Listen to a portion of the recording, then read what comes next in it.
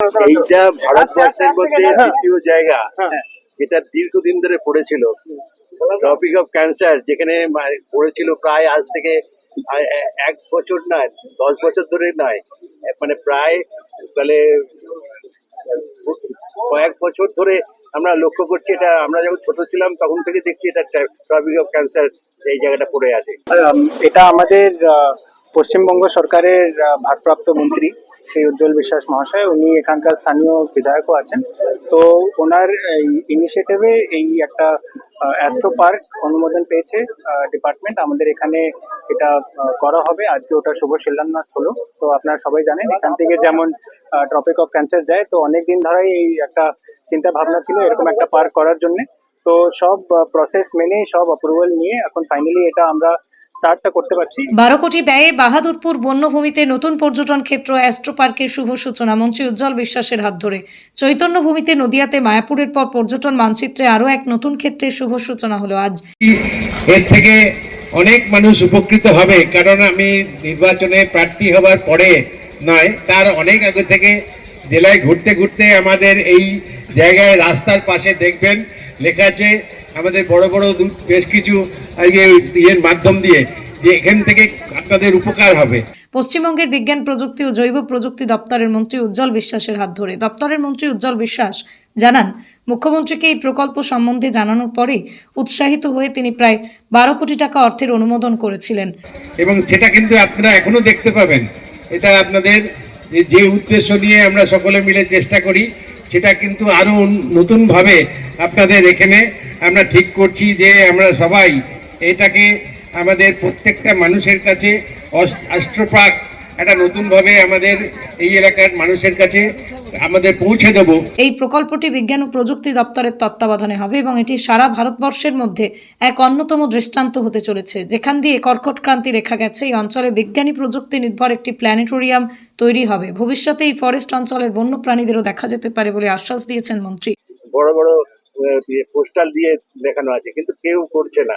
তো কপাল ভালো, এই এলাকার মানুষেরও সবারই ভালো, আমাদের দপ্তরও আমাদের একই সঙ্গে। আমার এই দপ্তরের মন্ত্রী হিসাবে দায়িত্ব পাওয়ার পরেও মুখ্যমন্ত্রীকে বলার পরে সঙ্গে সঙ্গে তিনি বলেছেন এটা করো, এবং সেই জায়গায় দাঁড়িয়ে এই সুন্দরটা করে আমার মনে হয় এটাকে জায়গা করে তা নয়, ভারতবর্ষের মধ্যে আর একটা জায়গা তৈরি করা হলো যেখানে সবাই দেখবার জন্য অধীর আগ্রহে অপেক্ষা করবে কবে ওখানে যাবে। মানে পর্যটন মানচিত্রে একটা অন্যরকম কি হবে, মানে ব্যাপারটা হচ্ছে এই অ্যাস্ট্রো পার্ক এমন একটা জায়গা, পার্কে যায় কিন্তু এই অ্যাস্ট্রো পার্ক সারা পৃথিবীকে দেখবার জন্য।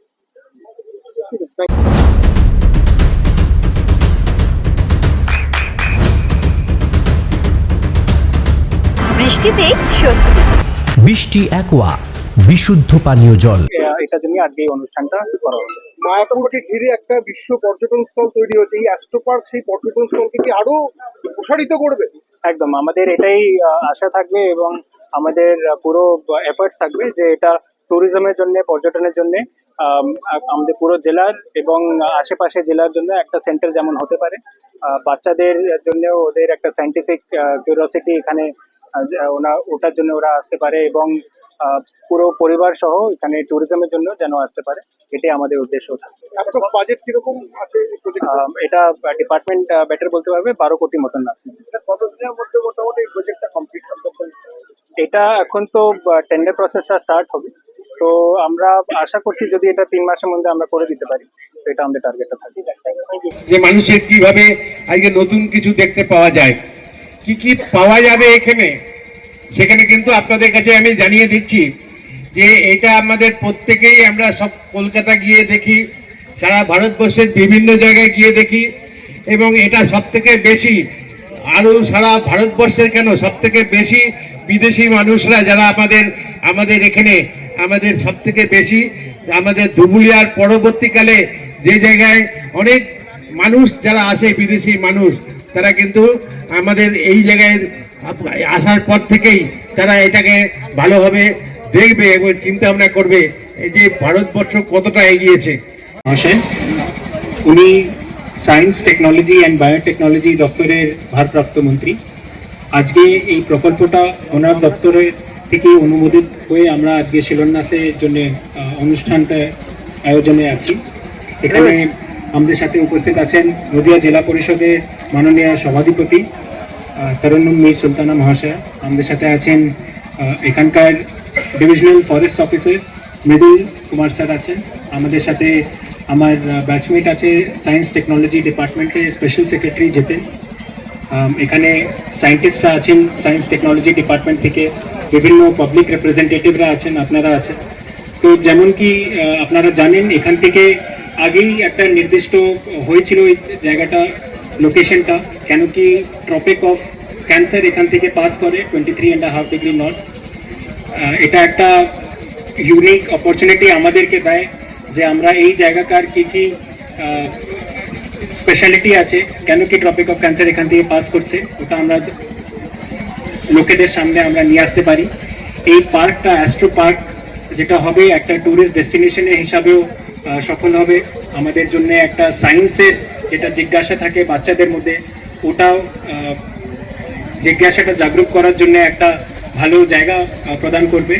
আমি আশা করছি যে এই পার্কটা আমাদের জেলার জন্য একটা অন্যতম পার্ক হয়ে দাঁড়াবে, আর আমাদের জন্য একটা ট্যুরিস্ট ডেস্টিনেশন হিসাবে পুরো জেলার জন্য একটা গুরুত্বপূর্ণ জায়গা হয়ে দাঁড়াবে। নদিয়ার সব থেকে বড় English medium school JRS public school প্রায় 35 বিঘা জমির ওপর গড়ে উঠেছে বিশাল ক্যাম্পাস। নার্সারি থেকে শুরু করে উচ্চ মাধ্যমিক, ITI college, law college, BEd college, ভর্তি চলছে জেআরএস পাবলিক। ব্যালকনি বা সিঁড়ির রেলিং, মডিউলার কিচেন বা ড্রয়িং রুম, এক কথায় আপনার স্বপ্নের বাড়িকে করে তুলুন আরো সুন্দর। Chakdah ply centre, gorgeous look বা কোয়ালিটি সবে 3 number 1 Chakdah ply centre.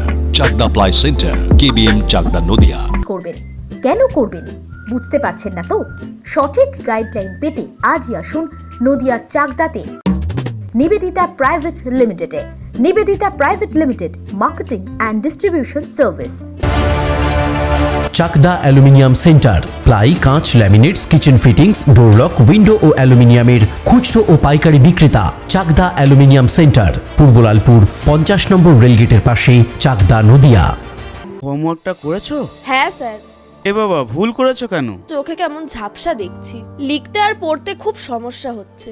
চাকদার modern optics থেকে ভালো চোখের ডাক্তার দেখিয়ে নাও। প্রতিদিন প্রকৃত চোখের ডাক্তার ও দৃষ্টি বিশেষজ্ঞ মডার্ন অপটিক্স, চাকদহে। স্যামসাং, জিও, রিয়েলমি, নদিয়ার একমাত্র অথরাইজড ডিস্ট্রিবিউটর ঘোষ কমিউনিকেশন, থানার মোড়, চাকদা। ভাবছেন 3 স্টার ক্যাটাগরিতে কাটাবে? রুম রে মাত্র 1500 টাকা থেকে স্টার, খাওয়া দাওয়া রিজনেবল প্রাইস। নদিয়ার একমাত্র 3 স্টার ক্যাটাগরি হোটেল এনবি সোনার বাংলা হোটেল, কল্যাণী এইমসের ঠিক উল্টো দিকে, কল্যাণী, নদিয়া। নদিয়া জেলার সবথেকে বড় বিল্ডার্স চাকদার মা মনসা বিল্ডার্স, রড ও সিমেন্টের পাইকারি ও খুচরো বিক্রেতা। মা মনসা বিল্ডার্স, পদ্মবিলা, চাকদা, নদিয়া। রড কেনাকাটায় থাকছে ডিসকাউন্ট অফার। মা মনসা বিল্ডার্স,